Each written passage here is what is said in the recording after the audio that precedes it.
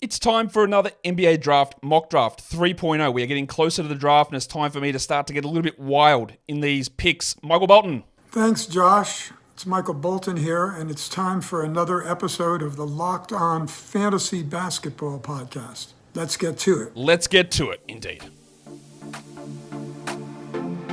You are Locked On Fantasy Basketball, your daily fantasy basketball podcast, part of the Locked On Podcast Network.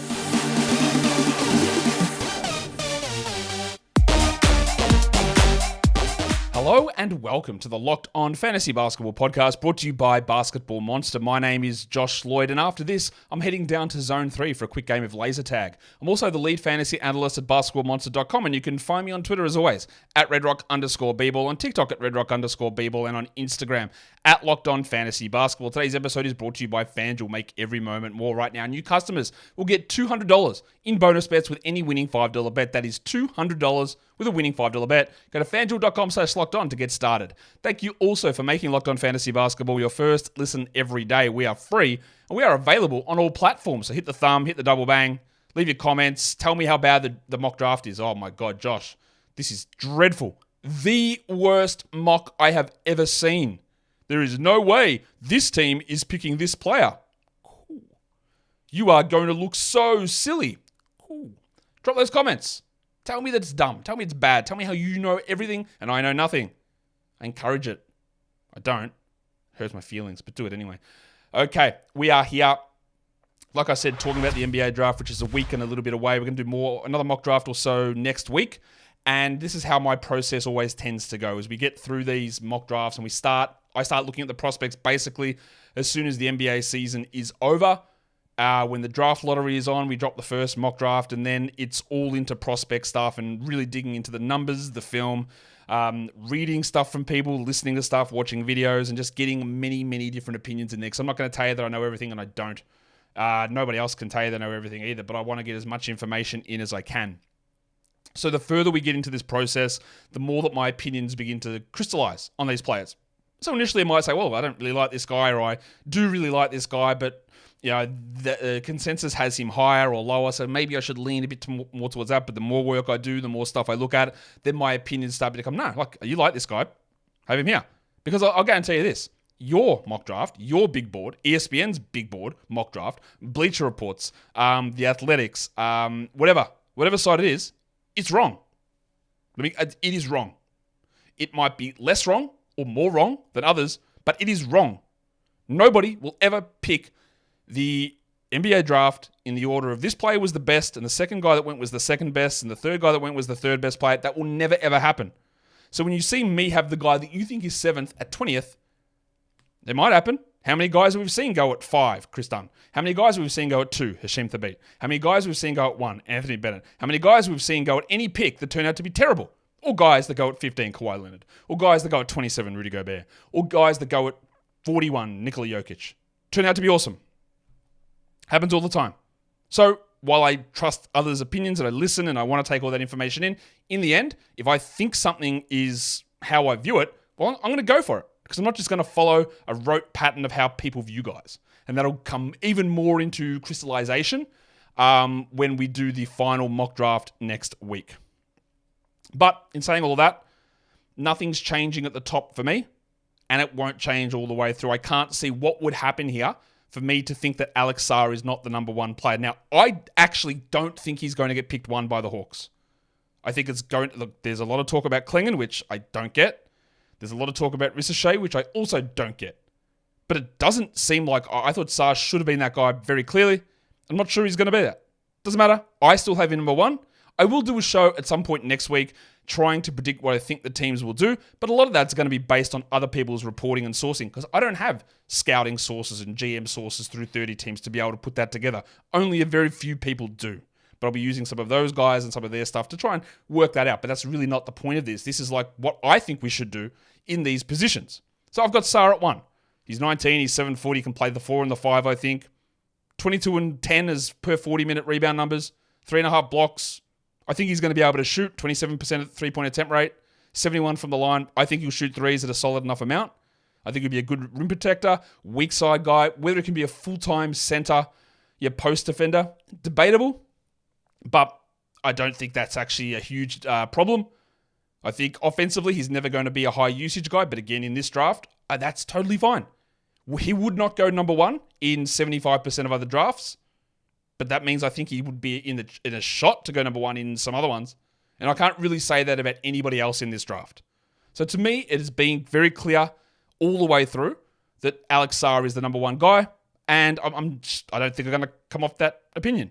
I'm also not going to come off the opinion, I don't think. This one's a little bit tighter, but I've got rugged Ronnie Holland at number 2. Holland, G League Ignite, came into the season as possibly the equal favourite for the number 1 pick. It did not go as he would have hoped. He's still only 18. He's going to turn 19 after the draft. He's 6'8", almost 3 steals and over a block per 40 minutes for the G League. 24 and 8 with almost 3 assists. He's a 6'8 wing.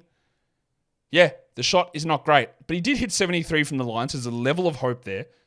All G League, not all, let's say the vast majority of G League Ignite prospects improve their three-point shooting.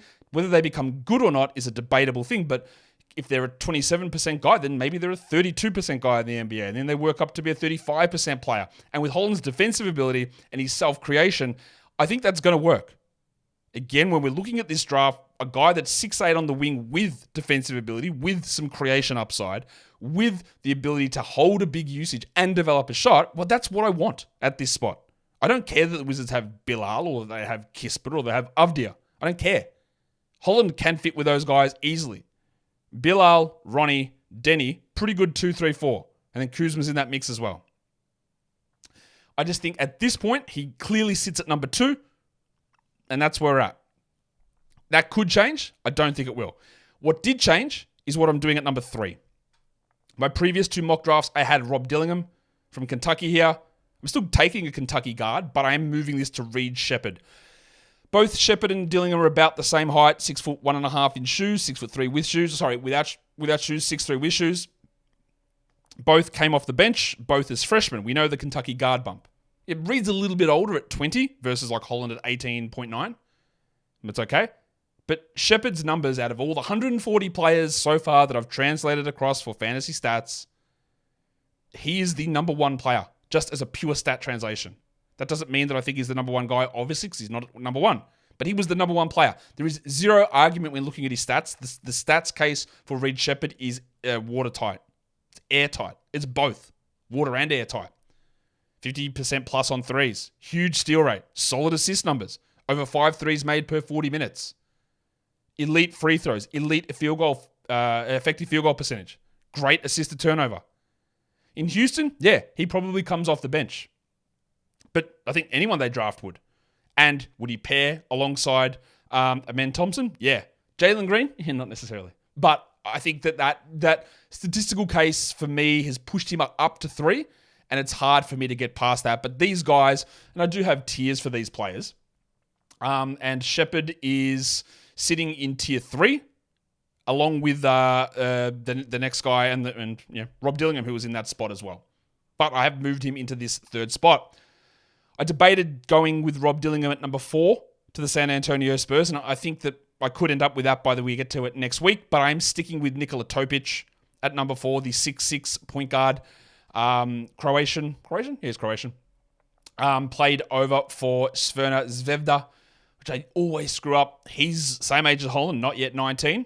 He averaged 8 assists per 40 minutes, 1.4 steals, 24 usage, 88 from the line is elite, 55 effective field goals, pretty strong.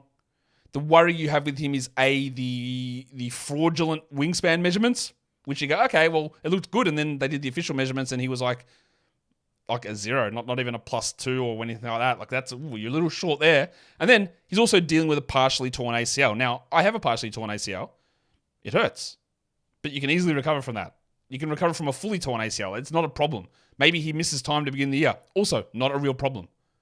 It's not going to be any sort of long-term impact on his career. But there are just a couple of things where I'm a little worried about where it sits with Topic. Yeah, is the shooting going to be real? How is he going to defend? I think he does work pretty well in San Antonio. That's why I ended up going with him in this spot. And then is where we start to lean into the weirdness. And I am very much fully aware that this man is not going at this spot. But I believe in him. I'm taking Tyler Smith at number 5 to the Detroit Pistons. Tyler Smith is someone who shot unbelievably well in the G League for the Ignite. Nobody does that. Yes, there are some defensive concerns with him. Absolutely. Absolutely. But every prospect in this zone has plenty of concerns. He's big. I think he can be a weak side rim protector. I think he's a solid enough rebounder. I think he can be a guy that ramps up usage and also pulls back on usage. And on this G League Ignite team, he had 25 usage. And that's a pretty big number considering how that team was constructed. He's probably more of a big 3 that plays the 4 versus a 5 that plays the 4. I think there'll be situations he can play at the 5. But I also think there are ways that, the player shape of his stats was similar to Brandon Miller. I also think he can be used maybe like a Jalen Johnson. Not as good a defender as Jalen Johnson, not as good of a player as Brandon Miller. And in most drafts, I'd never consider him at number 5. But that player who can play the 4 and can block shots and can shoot, I think it's really valuable in the NBA. I do worry about his defense. I worry about his lateral movement, absolutely.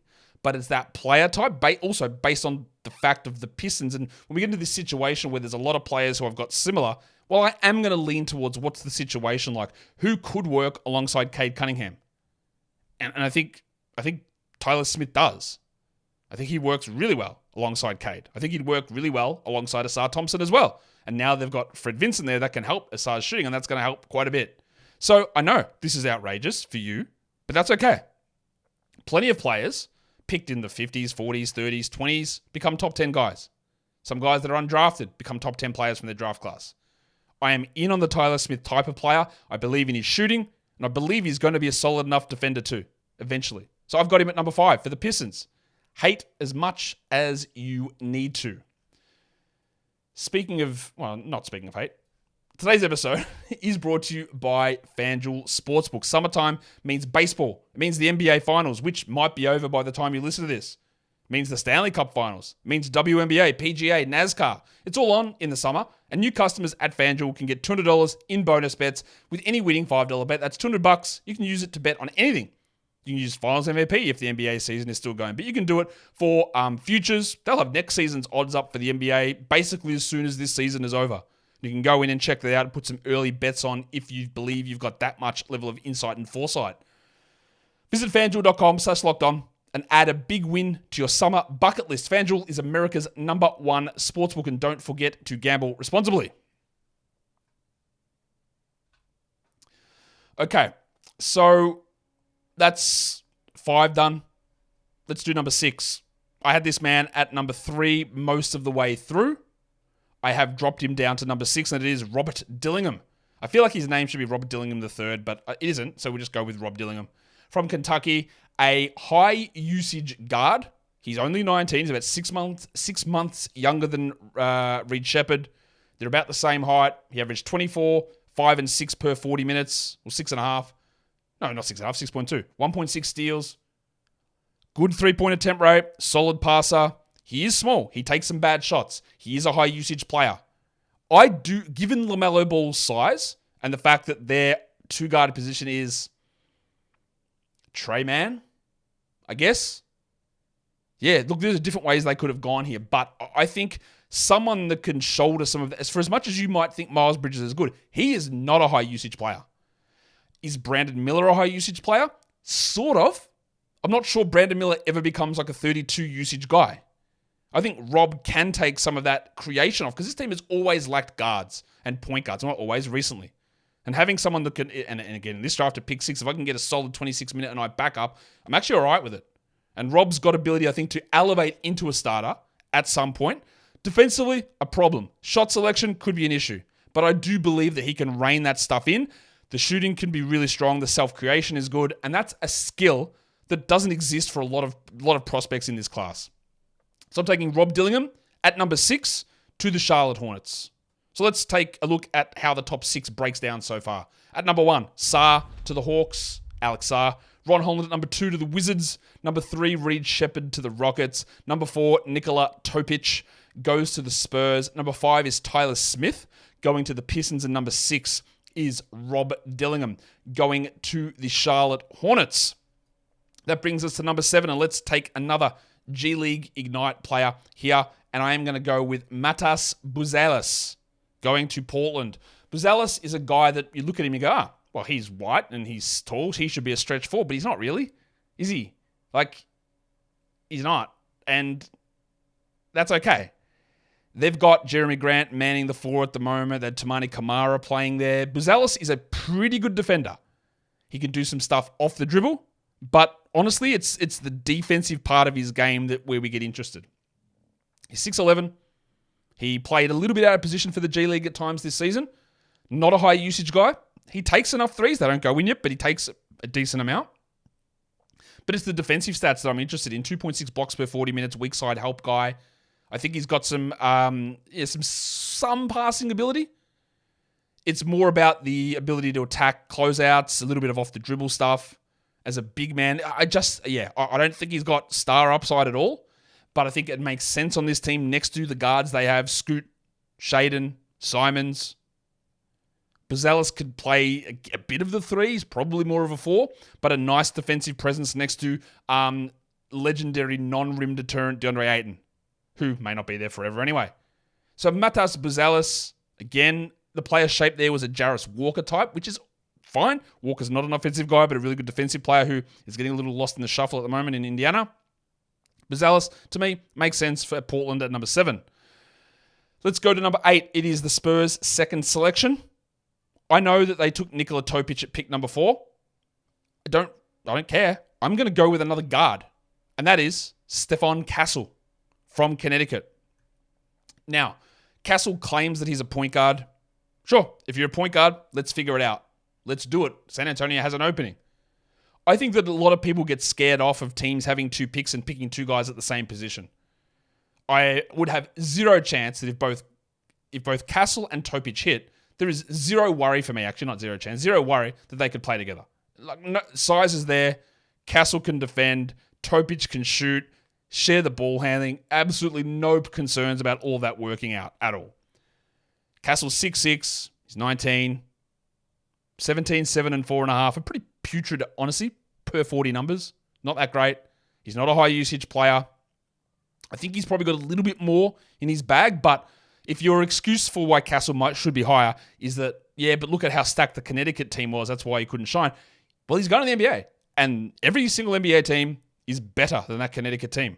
So that's also when I lean to these problems like, your numbers are actually not that good playing on a college team. Well, you're going to go to a much better situation, a much better team. How are you going to do more? I think Castle's defensive ability is great. It's there. And one of these guys, Topic or Castle, there's a decent chance that one of them develops into something good. So I like taking him there. I'm definitely not sold on the offense. I'm not sold on the shooting at all. That is a huge worry. But I'm also viewing pick number 8 in this draft like pick number 16 in most drafts. And that's where I think we can get a little bit of value out of Steph Castle. Number 9, it's Memphis. I don't rate this guy as high as others, but I am going to take Donovan Clingan here at number 9. I think his upside is actually quite low. He can pass a little bit, but defensively, he protects the rim really good. He's really good. Yeah, that's terrible English. He protects the rim really well. He's huge. Can he switch? Not really sure. Can he do anything on offense that isn't like a putback or catching a lob? Not really. His athleticism, vertical athleticism is low. He's not a leaper at all. I don't see it for him being anything more than a solid enough drop big. I don't see Brook Lopez personally because I don't ever see the offensive game. Look, Lopez was a 20-point per game guy almost immediately. And I don't think Clingan is anywhere near that. I think he's basically an offensive negative and a defensive positive in certain spots. There's also the worry about minutes for Clingan and how much he's able to play, the foot injuries. I debated whether this is even too high for him, and I could easily see that. I could see, and this sounds ridiculous, let's count Alex Sarr as a 4, all right? I can see 4 other centers that could end up better than Clingan in this draft. They probably won't, but I can easily make a case for 4 other guys to be better than Donovan Clingan. And that's why I don't want to touch him at number 1. Not even close. But here to the Grizzlies, cool. High efficiency guy, bad free throw player. That usage is never going to hold in the NBA, but he's huge, great rebounder, great shot blocker, and they are usable skills. Number 10, we're going to go to Utah because that's who holds the 10th pick. And I'm going to go with Isaiah Collier. I'm not sure that Keontae George is a point guard necessarily. I'm not sure he's even going to develop into a long-term starting caliber player. Pretty strong start for Keontae George. But Collier had some struggles in college. I worry a little bit about some of his shooting and free throw stuff, but he can pass, he can defend, he can score. He's got decent enough size, and that they need to get forwards in, but they need to get the point guard situation sorted. And again, getting someone in there with this defensive ability who I do think's got a little bit more offensive juice than we saw at USC. Isaiah Collier is the guy that I want to take for Utah at number 10. Got to the line a ton, gets to the rim well. Doesn't shoot the three well yet, but I think it can come. I think he scales up and down usage-wise. I think he can run stuff offensively.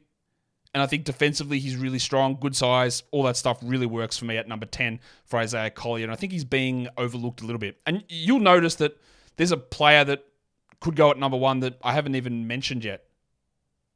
I'll do it now. We're at pick 11, the Chicago Bulls. This is where I'm going to select Zachary Rissache. I am aware he's going to go in the top 3. The Wizards are going to pick him, or the Hawks are going to pick him, or whatever. He's going to go there. I know that. I just look at it and go, like, whatever. He's fine. He's 19. He's 6'9". That is great. It's a great start to the demographics. 19-6, not bad per 40 minutes in a French league. Remember, that is per 40 minutes, pace adjusted.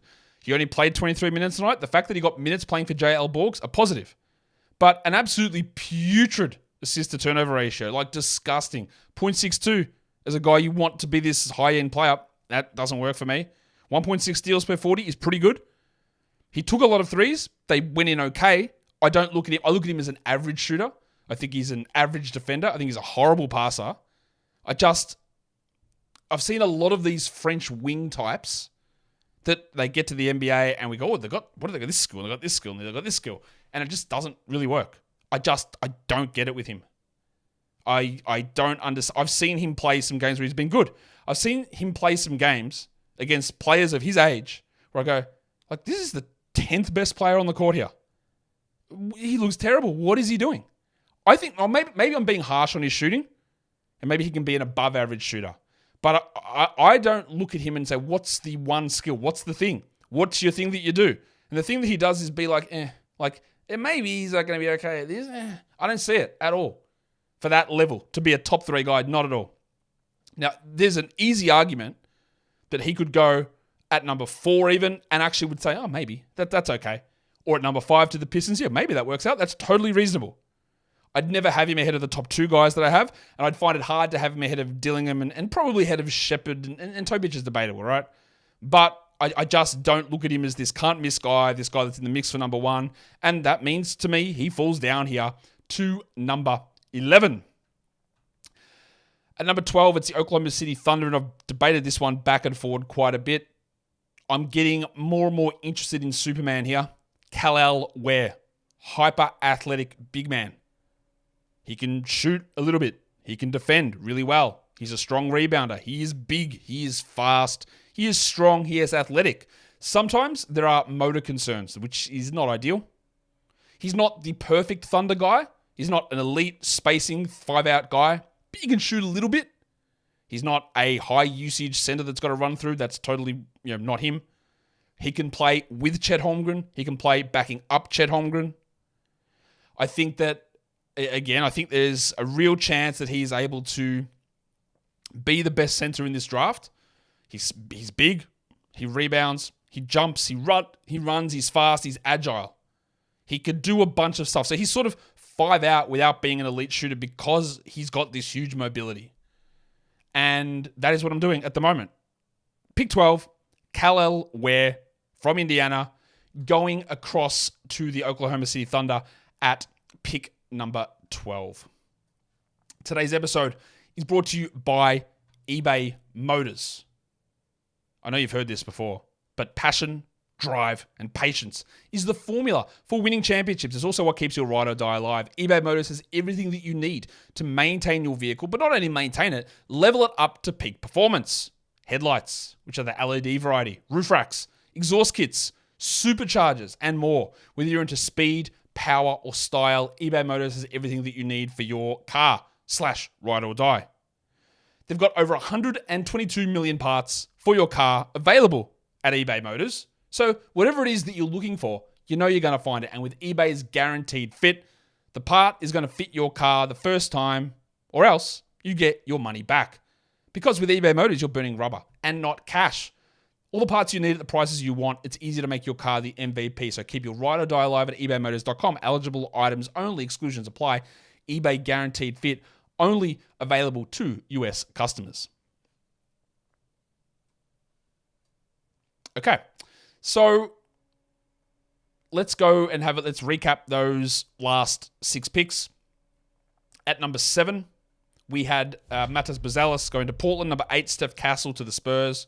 Number 9, Donovan Clingan to the Grizzlies. Number 10, Isaiah Collier to the Jazz. 11, Zachary Ricochet to the Bulls. And number 12, I went with Kal Ware to the Oklahoma City Thunder. Let's go to pick 13, which is now the Sacramento Kings. And this guy has had a big rise in my rankings. Carlton Bub Carrington at number 13 to the Kings. Not someone that's really being spoken about a huge amount, but he is 19 years of age. He's not, actually. He's the same age as Ron Holland and Topic. They're not 19 until after the draft. So he's 18. He played for Pittsburgh in the Big East.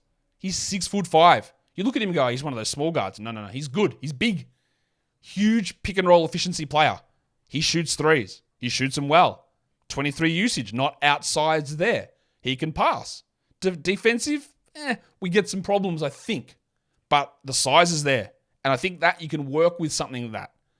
But a guy that is a freshman with really little buzz coming into the season, won the job, played big minutes, looked at home, elite pick and roll sort of numbers, solid shooting, good size. Like, I don't know what more I need. Now, there is a huge chance that the Kings lose Malik Monk this offseason.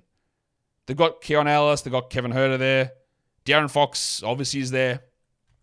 We also have to remember, though, is that like we can say, I don't want to draft the point guard because we've got De'Aaron Fox, right? You can say that. Silly idea, but whatever. You can have that thought process. De'Aaron Fox is 26, so he's 7 years older than what Bub Carrington is. So in 3 years' time, Fox is 29, Carrington's 22. And then, why can't they play together? Who knows where Fox is? Has this team blown it up? Have they got successful? Has Fox left? Or who knows? There's a big enough gap between those guys that we can work that out. And the positions next to Fox, they're not settled. And I think Bub has the size and the shooting ability to play on ball and off ball. And that makes sense. Now, yeah, ideally someone like a Collier or a Steph Castle could fit into that spot.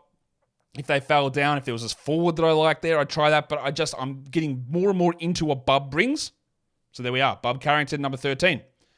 And the dildo's been at number 14 in nearly all of my mocks. In fact, all of them. And he stays there. John Furphy at number 14 to Portland. He's big. He's like 6'9", 6'10". He's a shooting guard, small forward-ish player. Now, it's easy, and I just did with his nickname, compare him to Grade A Dick, because he's a white guy that replaced him at Kansas. But he's not the same as Dick. He's not the same level of shooter, but he's a very different player. He's bigger. He cuts more. He's a smart finisher. I think that sort of a player, shooting, size, wing/forward guy for Portland makes quite a bit of sense. He's not a high-usage player. Probably don't need to be. With Scoot and Sharp and Simons and even Grant there and even Ayton. You probably don't need that level of usage. But as the shooting ability is there, some sneaky passing's not great. It's a little bit of sneaky passing. Not a terrible defender. I like Furphy here. I like the upside of what he can develop into as a really, really solid, say, role player / fourth or fifth best offensive starter. At number 15, it's the Miami Heat. I'm aware that Devin Carter allegedly has promises in the lottery, but as I was informed by someone, he was also doing workouts for teams outside the lottery. So maybe he doesn't have a lottery promise. Carter has some very, very strong numbers. I talked with Matt Lawson on this show last week about how high he has Carter. I don't have him as high because I don't love the fact that he's 22 and he's a little bit undersized. But the defensive stats, really good. The rebounding numbers, unbelievable. He worked into being a good three-point shooter. Solid enough from the line. Gets to the line. takes a lot of threes, good usage player, played for Providence in the Big East. The Heat have a real guard problem. We know this. There's Hero, there's Rozier, but what else is there? Like, Carter's not going to start immediately. It's not that the Heat only draft old guys, because that's just blatantly not true. But I think that we're at this stage where his statistical case is strong. The fit makes some sense. And I like his ability as a defender to have an impact in the NBA. He's got something that he can hang his hat on. Jalen Suggs style. Now, let's go to pick number 16. Philadelphia. I debate this one back and forward. I don't think there's any way Philadelphia keeps this pick, so that's what makes it hard to make this selection. But I feel like I was a little bit too low on Jared McCain from Duke. I think the shooting is going to be real. I do worry that he's not necessarily going to be a number one point guard type option. He's 20 years old. He's a little short at 6'3", but I do really believe in the shooting. It's about the other stuff coming along, and we're not there yet. The passing numbers are really low this last season as well, but I do like the shooting. The shooting upside is huge. And I just think they were relying upon Kyle Lowry. Can you trust Anthony Melton's back? Who knows who's going to be even back on this team? It's just a really hard selection to make, considering that the chances of them keeping this pick are infinitesimally small. But I'm going to take McCain here, but this one is one where I could go with 8-10 different guys, and my tier around this area is really quite large, and McCain's in it, as are a bunch of other guys. Now we get to pick number 17. The Lakers, it is a hard one. I'm going to take a guy that I had much higher in some of other mock drafts. I'm a little worried about the negative wingspan, but what Kyle Filipowski is able to do is really important. He can shoot, he can defend, he can pass, he can rebound. He can have a good usage. He can pull back as a usage player. That ball movement ability behind Anthony Davis, replacing Anthony Davis, next to Anthony Davis, with shooting, with defense, I think makes sense. The worry, of course, is that wingspan. How does that translate? Can he actually become a shooter in the NBA? Don't know. The statistical shape was similar to Paolo Banchero, which is really eye-opening. But he also had defense, and Paolo didn't. Obviously not a high usage player like Paolo, not that level of guy ever. But he's big, he's 7 foot, 6'11" without shoes. The negative wingspan's a problem. He still is able to get defensive numbers in college. The passing, I think, is real, and I think there is an ability to be a shooter. So I'm taking Kyle Filipowski at number 17 to the LA Lakers. Number 18 is the Orlando Magic. And again, we debate this one back and forth. We know what they need at shooting. I said this on my Magic season review podcast, and I talked about how most of their point guards are bad, and people say, that's crazy to say. It's true. Like, Jalen Suggs is really good. I'm not really sure he's a full-time point guard. Anthony Black, really quite bad as a rookie. Markelle Fultz fell way off. Cole Anthony, six-man sort of hybrid shooting guard. Like, these are not good players. I mean, they're fine, but they're not the guys that you go, well, we can't draft because we've got these guys. Now, I don't even think that Trey Alexander is necessarily a point guard. But he can shoot, he can play the 2, he can play the 1. He played a lot of minutes for Creighton. He's 6'4", he's like a wing/point guard. But it's shooting. He'll take threes, he'll make threes. He can have usage, he can pass. He can defend a little bit. I'm not super sold on that. But this is one of the guys, much like Tyler Smith, that I am much higher on than consensus. You look at some draft boards and some mocks, he's in the 50s. I don't get that at all. I would have had him at about 30 last year in a much stronger draft. So Trey Alexander, to me, has flexibility, versatility, shooting, passing, some size, and that's all the things that I really want to value in this sort of a guard player, which is what I think the Magic need. They don't need anyone to play at the 3 or the 4. They don't need that at all. And it's not about, like when I talked about having Bob Carrington in Sacramento, that we're talking about an 7-year difference between him and Fox. We're talking about Franz Wagner and Paolo being 21 and 22. Right? These are guys that you know are there and they're moving forward, developing. So I'm not going to draft someone who's got no chance of playing above them or playing much next to them, honestly. So I want to go a little bit more towards the guard side. And that's why we took Trey Alexander at number 18. Number 19 is this guy who is going to go higher than this, almost definitely. And I just realized I should have done the recap of those picks, and I'll do that after this one. But Tijan Salan is being mocked top 8, top 10. People hadn't heard of him 2 months ago. The vast majority of people had not heard of this guy. And there's so much buzz. He's Victor's mate. Maybe he does go up pick number 8. But, like, again, I'm not just going to be like, well, everyone's telling me that Tijan's going to go here. I've watched a few clips. Let's go. Like, we're picking him there. No. That's not how I'm going to view this. I think Solan, he's 18. He's young. He's got good size.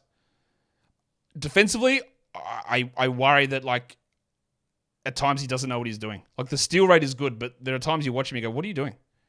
Why? What's your positioning here? What are we actually looking at? I don't know what you're up to. Shooting, I think he can shoot. I think he's going to be able to do that. He played for Cholet over in the French league.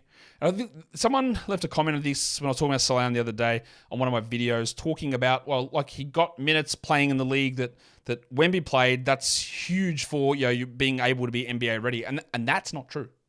I don't think that's true. The French league is not the best league in Europe. It's not the second best league in Europe. It's not the third best league in Europe. It's not close to it. It's not a very strong league. So yeah, he got some minutes, and that is important. He was able to play 23 minutes a night, not on a very good team, but he got minutes. He showed enough. He's got good size. But this is not a super, super strong league. I am interested in what he can do. I think he's a strong, solid flyer bet. I've got Solan at pick 19. Honestly, if Portland took him at 14 instead of Furphy, totally reasonable. Totally okay with that. No problem whatsoever. That's the way this draft sort of sits. Now, I said I forgot to do the recap. Let's just do that now. Number 13, it was Bub Carrington going to as this graphic just takes forever to jump across or whatever. Bub Carrington to Sacramento. Number 14, John Furphy to Portland. 15, Devin Carter, Miami. 16, Jared McCain, Philadelphia. Kyle Filipowski at 17 to the Lakers. And Trey Alexander at number 18 to the Orlando Magic. Let's go to pick number 20, and I'm taking the Broncos' brother, Jalen Williams. A lot of father, sons, and brothers in this draft. Obviously, Alex Sarr's brother. Well, no, maybe not obviously. Alex Sarr's brother is Olivier Sarr, who played for the Thunder and had pretty good success as a sort of late season fill-in guy. Devin Carter's dad is Anthony Carter. There was someone who's Rudy Gay's cousin. I think it's Bub Carrington. There's Rudy Gay's cousin. There's a bunch of different brothers in this draft, and Cody is one of them. Brothers, cousins, relatives. Cody Williams started out the season shooting unbelievably in Colorado. Had an ankle injury, which bothered him, but then the shooting fell way off. In the end, 60 effective field goal percentage is good, but only 71 from the line. He's got size, but very low usage. Very low usage. He's not really at all like his brother, I don't think.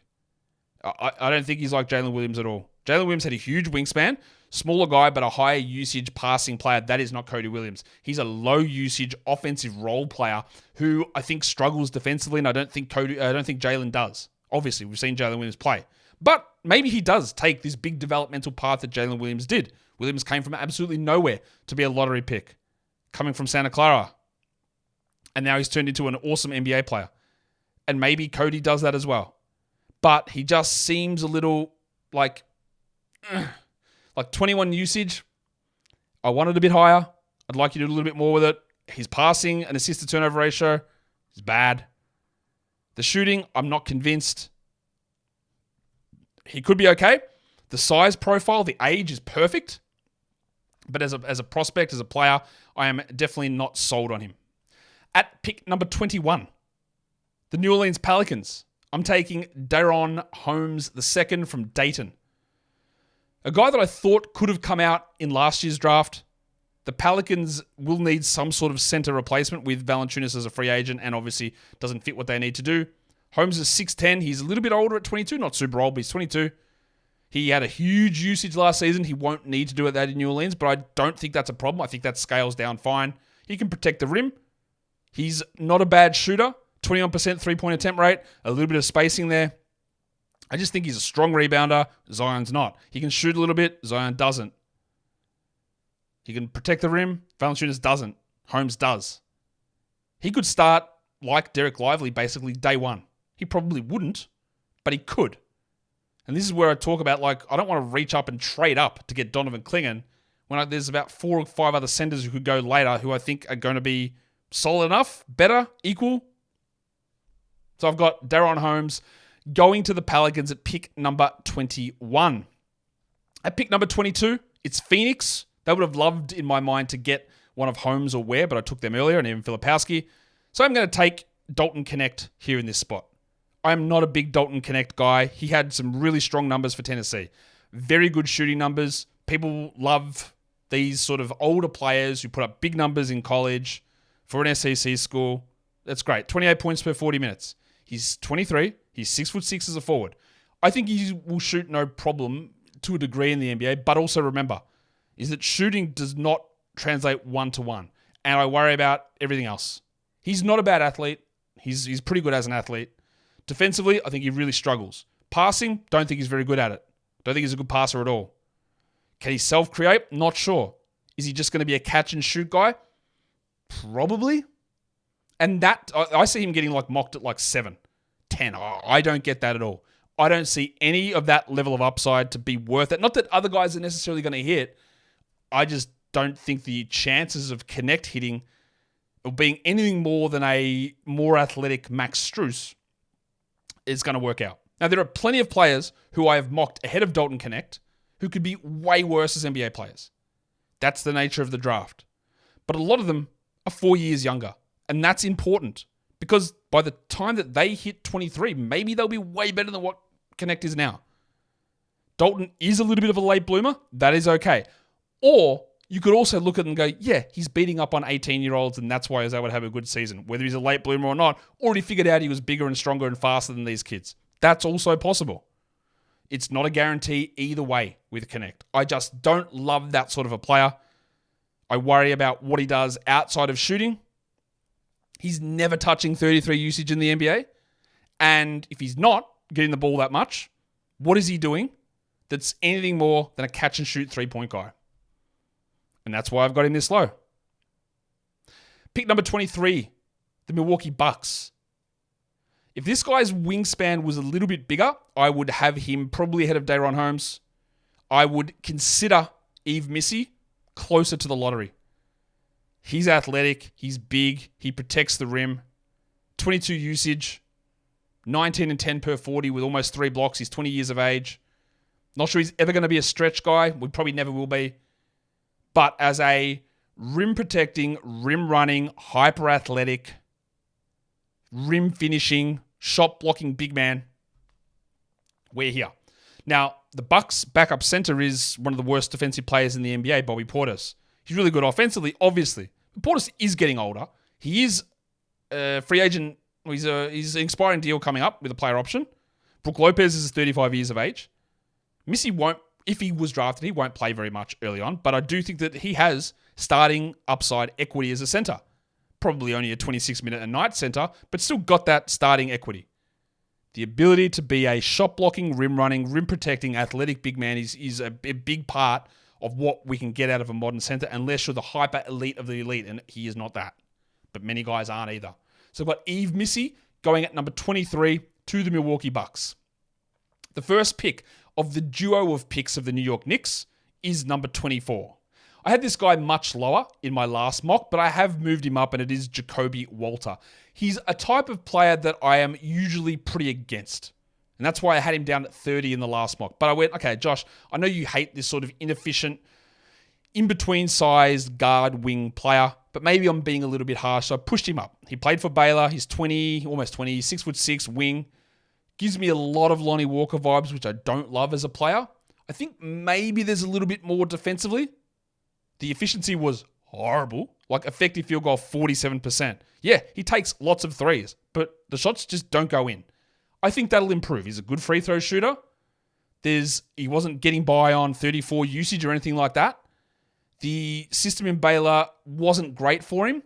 And again, the Knicks probably do need a dynamic creating or a dynamic shooting, creating sort of, they got DiVincenzo and Brunson, but Walter's a different sort of a player, almost more in the Emmanuel Quickley mold of guy that they can sit and develop for a few years and then push up into a larger role later on. I'm not loving that pick, and I'm still not really sure where I sit on old mate Jacoby, but that's okay. Let's recap the last 6 picks. At number 19, I had Tijan Salan going to the Toronto Raptors at number 19. 20 was Cody Williams going to the Cavs. 21 was Daron Holmes, the second, going to the Pelicans.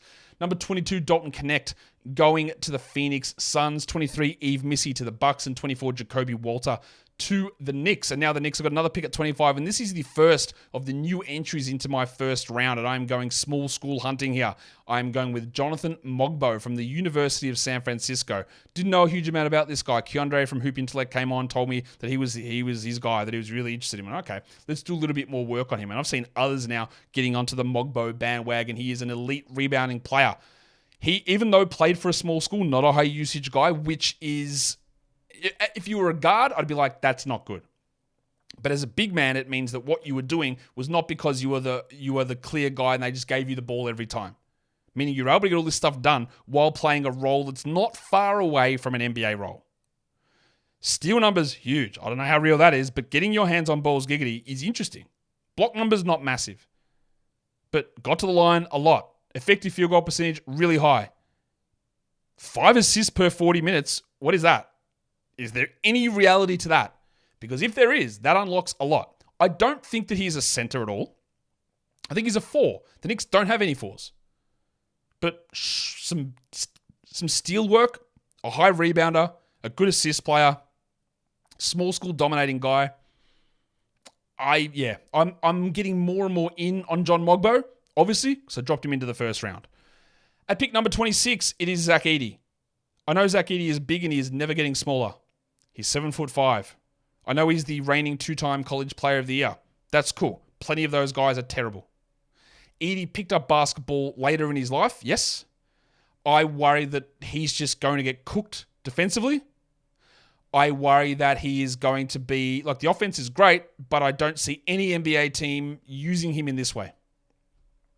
It is really, really easy for Zach Edey to become a top 14 player in this draft. I don't think there's any real concern for me that could be an outcome. I just don't think it happens. I'm not going to rule it out, but it's just not something I think is going to happen. I think there are too many issues with his game that even though the stats are really good, 32 and 15 per 40 minutes is insane, 2.7 blocks. The size is great. I don't think he shoots threes necessarily, but he hits free throws okay. His free throw rate was 81%. That's just not going to happen in the NBA. It's not. I don't know how good his passing is. I don't think it's very good. But the defense is where I have the real problems. The speed is an issue. And I just think that what he was successful at college, I just don't think that works at that level in the NBA. That one, I know, and Dalton Connect, people are going to hate that I've got them that low. It's okay. We are allowed different opinions on players and different opinions on their outcomes. Number 27, Minnesota has that pick. And this one I went back and forth on, but in the end I settled on Jalen Tyson from Cal. A bit of a do-everything sort of a player. Their backup guard scenario, obviously Mike Conley starting, but there was Alexander Walker in the mix. We had Monte Morris at times. Tyson's a 6'6" shooting guard. They've got a bunch of versatile forwards in Minot and Lennon Miller sort of waiting for their time. He did a lot of stuff here. 22, 8, and 4 with 1.4 steals per 40 minutes. That's what I mean, doing everything. The size is all right. He shot 80% from the line. I think he's going to be able to shoot. I think he's going to be able to defend okay. I think he can rebound. I think he can pass. I think he can do little bits and pieces of everything. Almost very similar to the way that Nickeil Alexander-Walker worked this season, but Walker was a really low usage guy. And I think that Tyson can be a bit of a higher usage guy, but I also think he's got the ability to adapt into a smaller role if that's what's necessary. So I'm taking Jalen Tyson at number 27 to Minnesota. The second new guy into my first round does go at pick number 28 here, and that is Pacom Dadier from France. He's another one of these French wings like Ricochet, like Salin. He played for Ratio Farm Ulm, the house that Killian Hayes built, so over in the German league. He's not 19 yet. He's 6'8", he's a wing. 17 and 6 per 40. He's not anything massively to write home about. Good three-point attempt rate. I think the shooting is going to be okay. I think he might be an okay defender, but like someone like Ricochet, I do worry about some of the passing stuff.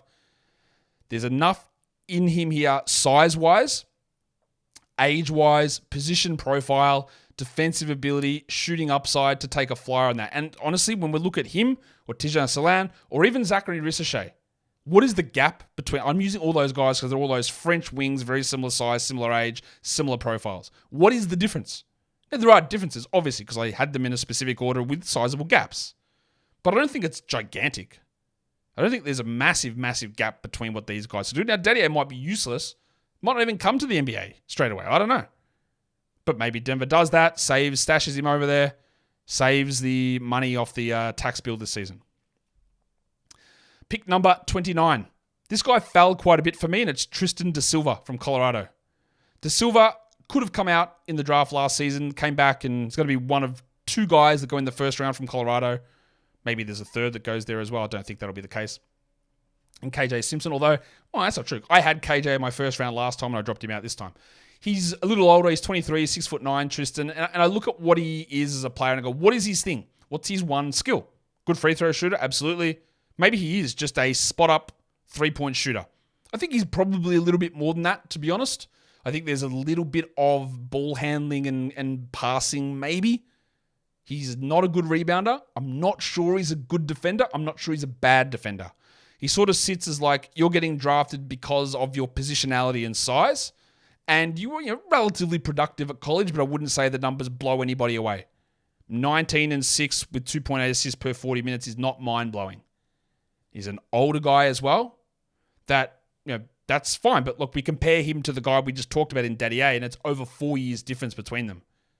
So when Pacom is at 23, where are we viewing him? It is a huge difference. And even Da Silva at this big age didn't dominate at Colorado, and that makes me drop him down from where I had him. Because I was debating him in the teens. That's where I've had him in the past, but I've moved him down even further, obviously, than that right now.